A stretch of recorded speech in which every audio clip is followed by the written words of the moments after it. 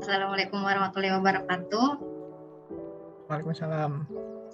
Ya, perkenalkan ya Pak, nama saya Alia Fauzia. Mungkin Bapak bisa panggil saya Alia atau mungkin Fauzia, terserah senyamannya Bapak. Jadi saya salah satu mahasiswi dari ini program studi Teknik Manajemen Lingkungan D3 di Sekolah Vokasi IPB University, Pak.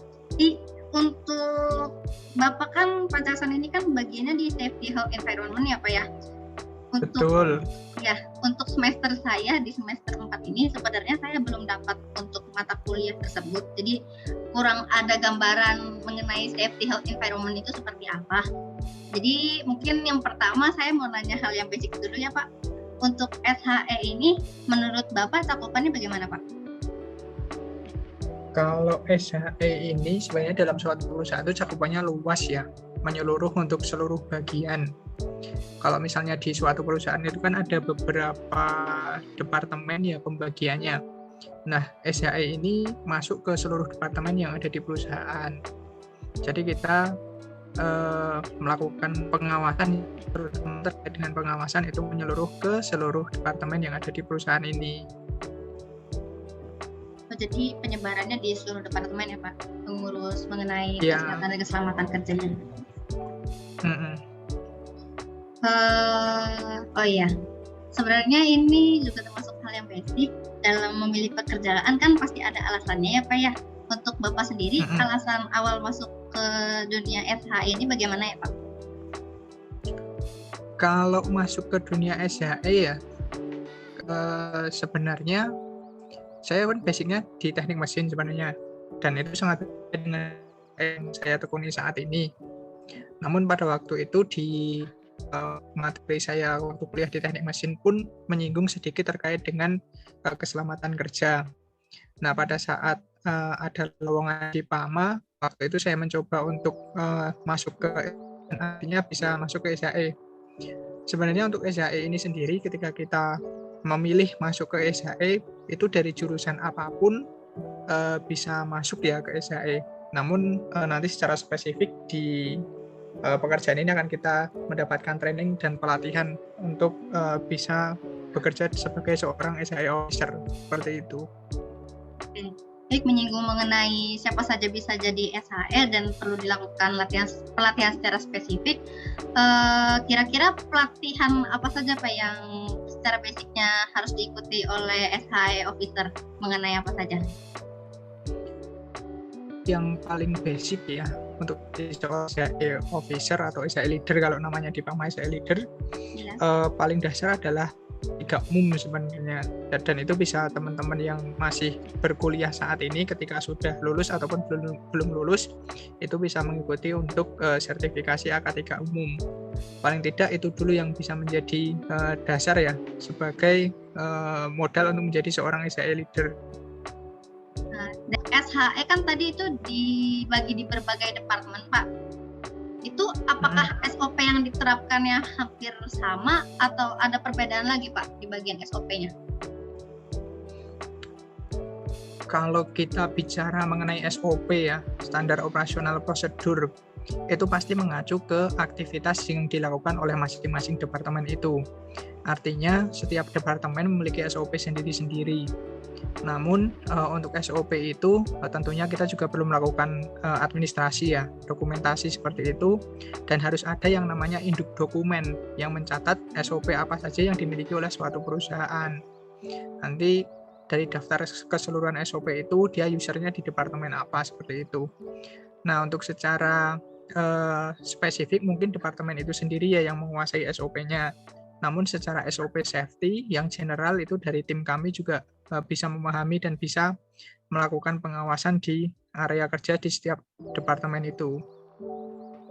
Untuk kompetensi yang didapat dari pelatihan saja kan kurang cukup ya Pak ya. Saya rasa etika juga penting. Nah, untuk etika khusus yang wajib dimiliki oleh pekerja SHE itu apa Pak? Kalau etika khusus ya mungkin kita tuh harus punya integritas ya, itu yang paling utama untuk seorang SHE. Di mana untuk seorang SHE leader itu salah satu yang harus dilakukan adalah kita kan harus menegakkan aturan perusahaan. tentunya kita juga sudah memiliki standar ya. Kalau di kita namanya Golden Rules. Di situ ada beberapa poin yang menyebutkan misalnya ada pelanggaran terhadap kecepatan unit. Itu kan kita ditambahkan tentunya akan banyak unit yang beroperasi. Ya. Nah, kecepatan dari unit itu akan dibatasi ketika ada pelanggaran kecepatan, misalnya lebih dari batasnya yang telah ditentukan, kan itu harus ada penegakan sanksi ya di sana. Tujuannya sih sebenarnya bukan ke sanksinya sebenarnya, tapi bagaimana kita bisa mencegah potensi insiden yang diakibatkan oleh overspeed. Nah, itu kita harus punya integritas, artinya kita harus bisa menegakkan peraturan itu. Nah, apapun tantangannya ya, biarpun kita harus berhadapan dengan misalnya yang paling berat ya orang lokal sini, kemudian orang yang tidak mau tahu terhadap aturan, ya itu harus kita berani menegakkan aturan itu.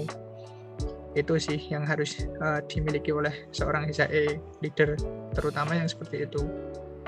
Kalau kira-kira ketika lulus lalu diterima di SHE, itu tahapan-tahapan pengerjaannya tuh bagaimana Pak? Kalau misalnya baru masuk ke SHE, ada pengenalan dulu Pak atau bagaimana? Iya, memang untuk di awal ya, untuk karyawan baru yang masuk ke SHE itu harus melakukan beberapa tahapan. Biasanya kan di setahun pertama itu ada yang namanya kalau di kami Fresh Graduate Development Program atau disingkat FGDP. Nah, di 1 tahun pertama dia bergabung dengan perusahaan kami, di 1 periode pertama dia harus melakukan yang namanya cross function terlebih dahulu. Jadi seperti yang saya sampaikan di awal tadi, bahwa untuk SHE itu kan harus masuk ke seluruh departemen tuh.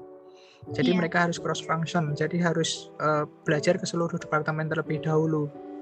Ya nanti membuat time frame terlebih dahulu ya, misalnya di departemen A dia 3 hari, kemudian di departemen B 3 hari, dan selanjutnya.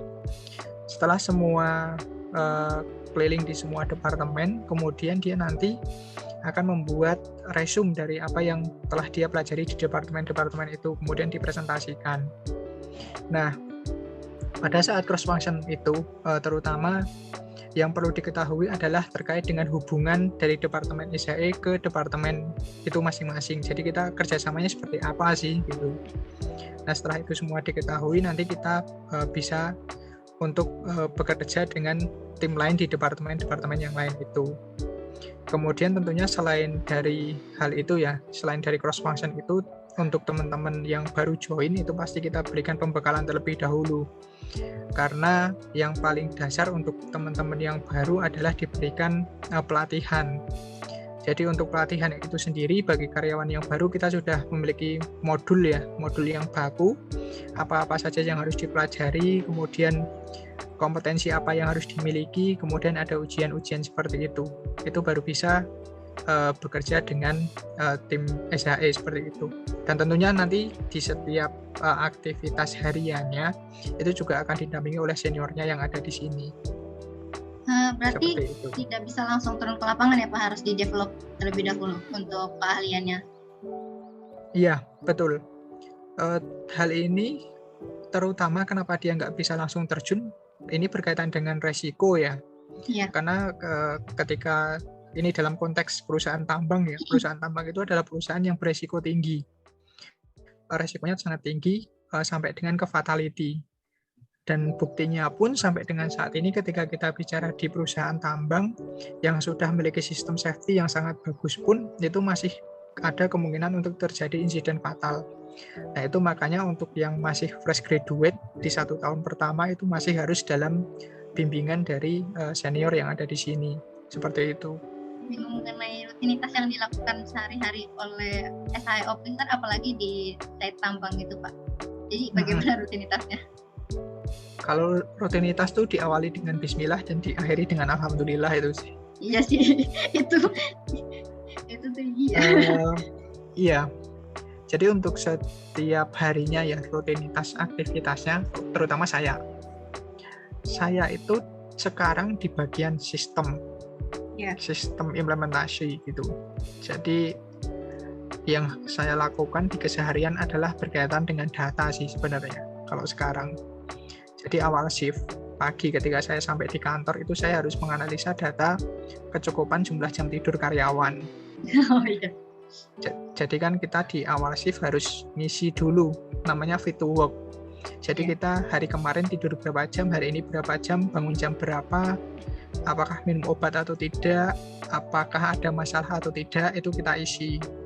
Itu kalau dulu manual, sekarang udah pakai aplikasi ya, Android. Itu kita isi, kemudian datanya akan masuk ke big datanya PAMA. Dan tugas saya di awal shift, paling pertama adalah narik data itu. Itu kita lihat apakah hari ini ada karyawan yang fatigue, yang mengalami masalah atau enggak. Kalau ada, ya kita lakukan follow up. Jadi nanti saya menginfokan ke teman-teman yang ada di lapangan, ternyata di bagian area ini ada yang fatigue sekian orang, silakan ditindaklanjuti seperti itu. Kemudian setelah itu saya harus membuat presentasi ya, untuk kita kan ada daily review ya terkait dengan performa safety. Untuk meeting itu dilakukan setiap hari setelah istirahat sekitar jam 1 gitu. Nah, untuk itu kan kita harus mempersiapkan materinya terlebih dahulu. Biasanya materi itu berkaitan dengan KPI safety. Jadi kita membuat materi itu keseluruhan, kita ambil datanya dari lapangan maupun dari big data, kemudian kita susun presentasinya, kemudian kita serahkan ke atasan kita untuk dipresentasikan ke manajemen. Kemudian setelah itu, setelah materinya jadi, di sore harinya ya mungkin kalau masih ada kesempatan ya kita cari-cari ide untuk membuat improvement, membuat tindakan perbaikan, membuat pembaharuan gitu. Itu sih secara yang saya lakukan ya. Tapi untuk secara safety secara umumnya ya tugasnya adalah bagaimana kita bisa menangkap setiap potensi bahaya dan risiko yang ada di lapangan kan. Itu kita lakukan dengan inspeksi dan observasi. Jadi nanti kita ke lapangan melihat apakah ada kondisi tidak aman atau tindakan tidak aman nggak di lapangan. Nah, kalau itu kita temukan, nanti kita sampaikan ke PIC terkait, kemudian segera dilakukan tindakan perbaikan. Itu sih intinya. Tapi nanti secara detailnya itu untuk setiap jabatan di SHE itu ada job desk-nya masing-masing. Baik, dapat dipahami Pak. Mungkin yang terakhir Pak, saya mau bertanya mengenai kira-kira ada pesan untuk para mahasiswa yang mau masuk SHE ini Pak? Kalau mau masuk SHE? Iya. Kalau mau masuk SHE apa ya? Yang pasti harus kuat mental sih. Iya. Yang pasti harus kuat mental, itu yang pertama. Terus kemudian yang kedua mau belajar. Karena ilmu SHE itu ternyata banyak banget. Ketika kita di kuliah atau mungkin di materi yang ada di luar sana itu tidak sekompleks yang ada di dunia pekerjaan sesungguhnya. Yang pertama tekad, pasti harus bertekad untuk masuk ke SHE. Kemudian yang kedua mental, kemudian mau belajar, kemudian harus bisa membangun komunikasi yang bagus ke setiap pihak. Jadi kan tantangannya kan kita seperti polisi ya di luar sana gitu. Jadi kalau ada orang yang salah kita mengingatkan. Kadang kan kita niatnya mengingatkan, tapi kan kadang tuh orang salah menerima ya. Iya.